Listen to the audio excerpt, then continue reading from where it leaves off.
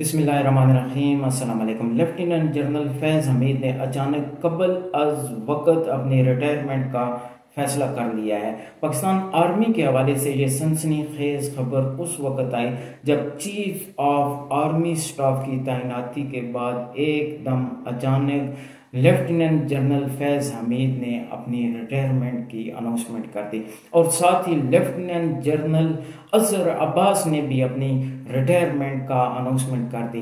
اور یہ جو دونوں جرنیل ہیں ناظرین، یہ دونوں جرنیل چیف آف آرمی سٹاف کی جو 6 جرنیل ہیں، ان لسٹ میں دونوں جرنیلوں کا نام شامل تھا۔ اور لیفٹیننٹ اظہر عباس نے بھی اپنی ریٹائرمنٹ کی اناؤنسمنٹ کر دی ہے، اور لیفٹیننٹ جنرل فیض حمید DGI/SPR بھی رہ چکے ہیں۔ لیفٹیننٹ جنرل فیض حمید کور کمانڈر بہاولپور میں تھے، اور لیفٹیننٹ جنرل اظہر عباس راولپنڈی میں تعینات تھے۔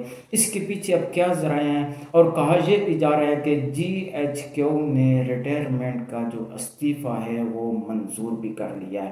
بظاہر یہ ناظرین کلیئر تھا، یہ بالکل کلیئر تھا کہ جنرل فیض حمید کو چیف آف آرمی سٹاف نہیں بننے دیا جائے گا، اور یہ بھی جو ابھی جو چیف آف آرمی سٹاف بنے ہیں وہ ماشاءاللہ حافظ قرآن ہیں، اور دعا ہے کہ اللہ تعالیٰ پاکستان کی حفاظت فرمائے اور پاکستان آرمی کو ترقی